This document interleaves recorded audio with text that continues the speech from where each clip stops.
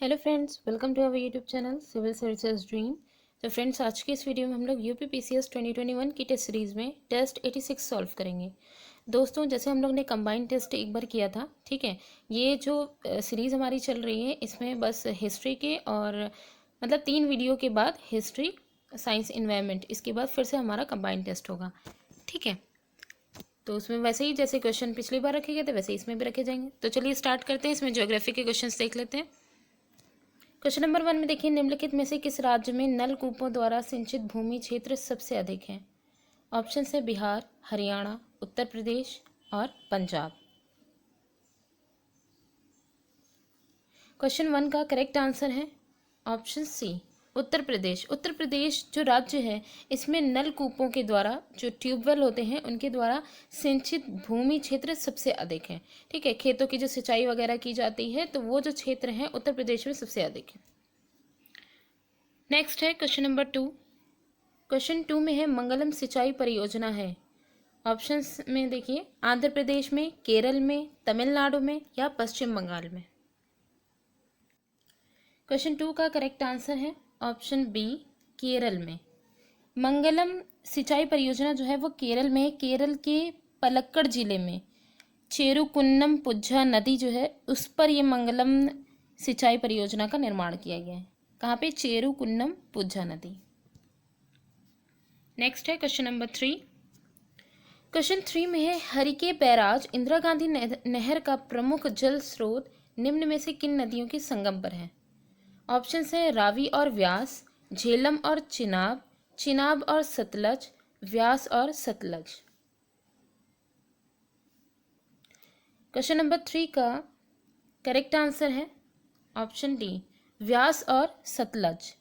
Harike barrage, देखिए पहले ये जान लीजिए, इंदिरा गांधी नहर जो है उसका उद्गम हरिके बैराज के निकट से माना जाता है, इसीलिए यहाँ पे हरिके बैराज इंदिरा गांधी नहर का मुख्य प्रमुख जल स्रोत अगर कहें तो सही है, ठीक है। तो ये जो है ये व्यास एवं सतलज नदी का जो जहाँ पे संगम होता है वहाँ पर उसके पास ये स्थित है, ठीक है।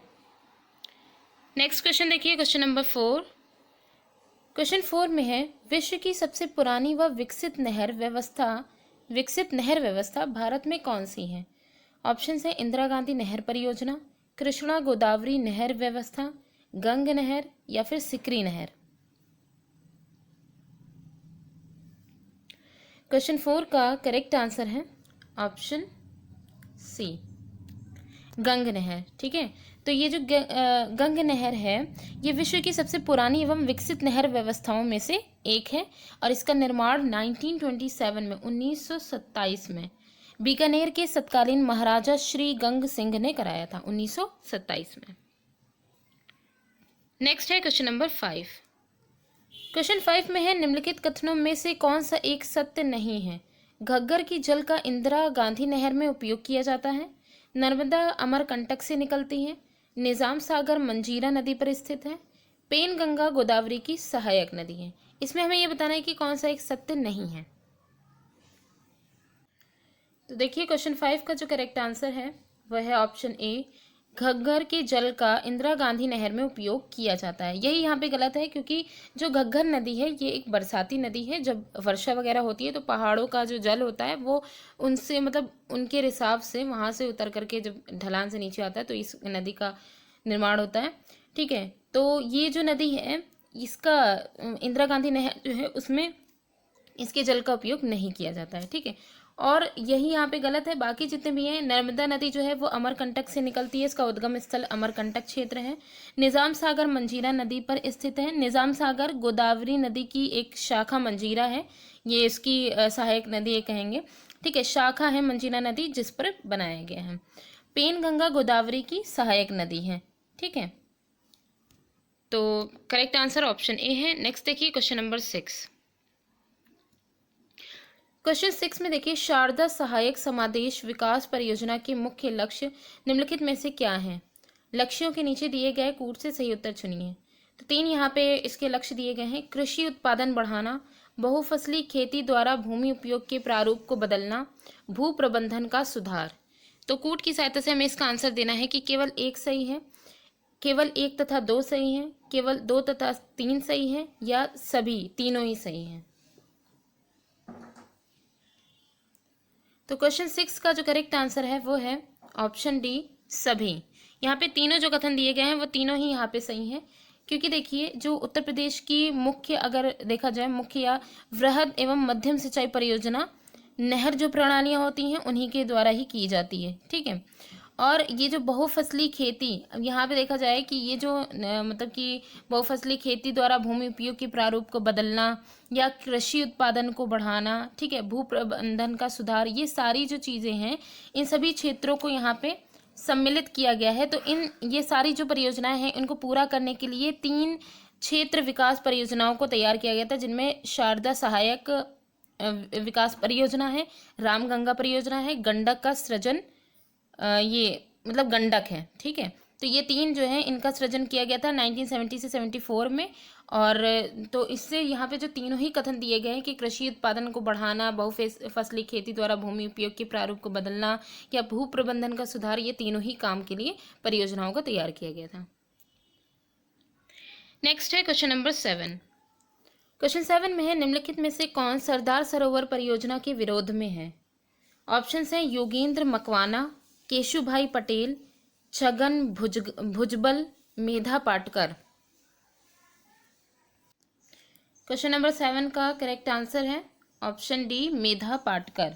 सरदार सरोवर परियोजना का विरोध करने के उद्देश्य से ही फरवरी जब ये परियोजना बनी, तो इसका विरोध करने से मतलब इसका जो मेनली फरवरी 1986 से ही समाज विज्ञानी मेधा पाटकर, उन्होंने महाराष्ट्र के धुले जिले में नर्मदा धारण ग्रस्त समिति की स्थापना की, ठीक है। और फिर उसके बाद ये जितने भी जो स्थानीय संगठन थे उनको मिला करके यही जो इनका मेधा पाटकर का ही नर्मदा बचाओ आंदोलन जो है वो आगे चला, जिसमें मेनली जो टॉपिक था वो सरदार सरोवर परियोजना के विरोध में उठना था, ठीक है। नेक्स्ट देखिए क्वेश्चन नंबर 8। क्वेश्चन 8 में है निम्न में से कौन सा बांध नर्मदा नदी पर नहीं है? बरगी, ओंकारेश्वर, इंदिरा सागर या बाढ़ सागर। क्वेश्चन 8 का करेक्ट आंसर है ऑप्शन डी, बाढ़ सागर। नर्मदा नदी पर निर्मित होने वाली 30 बांधों की श्रृंखला है। नर्मदा नदी जो है आगे जाकर के अगर ब्रांचेस में भी बढ़ती है, तो मतलब ओवरऑल अगर देखा जाए तो 30 बांध हैं, बांधों की पूरी श्रृंखला है जो नर्मदा नदी पर बनते हैं, ठीक है। अब इन तीनों ही ऑप्शन में बरगी, ओंकारेश्वर और जो इंदिरा सागर हैं, ये सारे जो हैं इन पर मतलब बांध, ये सारे जो बांध हैं, ठीक है, ये नर्मदा नदी पर स्थित हैं। सिर्फ जो बाढ़ सागर जो बांध है ये नर्मदा नदी नहीं बल्कि सोन नदी पर ये बना है, ठीक है। तो नेक्स्ट क्वेश्चन देखिए क्वेश्चन नंबर 9। क्वेश्चन 9 में है निम्नलिखित में से कौन चंबल घाटी योजना से संबंधित नहीं है? ऑप्शन है गांधी सागर, जवाहर सागर, गोविंद सागर या गोविंद वल्लभ पंत सागर। सही उत्तर का चयन नीचे दिए गए कूट से कीजिए। 1 एवं 2, 2 एवं 3, 3 एवं 4 या 1 एवं 4। तो देखिए क्वेश्चन नंबर 9 का जो करेक्ट आंसर है वो है ऑप्शन सी, 3 एवं 4, क्योंकि इसमें कहा गया है कि कौन सी चंबल घाटी परियोजना से संबंधित नहीं है। तो 3 में है, तीसरे में है गोविंद सागर और चौथे में है गोविंद वल्लभ पंत सागर। गोविंद सागर जो है ये हिमाचल प्रदेश में सतलज नदी पर भाखड़ा नंगल जो बांध है उससे संबंधित है गोविंद सागर, ठीक है। और यहाँ पे जबकि जो गोविंद वल्लभ पंत सागर है ये उत्तर प्रदेश की सोनभद्र जिले में रिहंद नदी पर ये स्थित है, ठीक है। तो गोविंद वल्लभ पंत सागर। अब यहाँ पे ये दोनों ही जो है इससे जो चंबल घाटी परियोजना है इससे संबंधित नहीं है। बाकी यहाँ पे जो बताया गया है गांधी सागर जो कि मध्य प्रदेश में है, और यहाँ पे जो जवाहर सागर है ये राजस्थान में स्थित है। ये दोनों ही चंबल घाटी परियोजना से संबंधित हैं, ठीक है। तो यहाँ पे क्वेश्चन में पूछा गया था कौन नहीं संबंधित है, तो गोविंद सागर और गोविंद वल्लभ पंत सागर ये दोनों ही संबंधित नहीं हैं। तो करेक्ट आंसर ऑप्शन सी है। लास्ट क्वेश्चन देखिए क्वेश्चन नंबर 10। इसमें है हरियाली एक नई योजना है, किससे संबंधित है? द्वितीय हरी क्रांति लाने के लिए, बंजर भूमि के विकास के लिए, मरुस्थल के वनीकरण के लिए या गोचर भूमि के विकास के लिए। तो देखिए क्वेश्चन नंबर 10 का जो करेक्ट आंसर है वो है ऑप्शन बी, बंजर भूमि के विकास के लिए। हरियाली योजना बंजर भूमि के विकास के लिए जल संग्रहण से संबंधित ये विकास योजना है, ठीक है। तो फ्रेंड्स आज की वीडियो यहीं पे ही एंड होती है। Thanks for watching.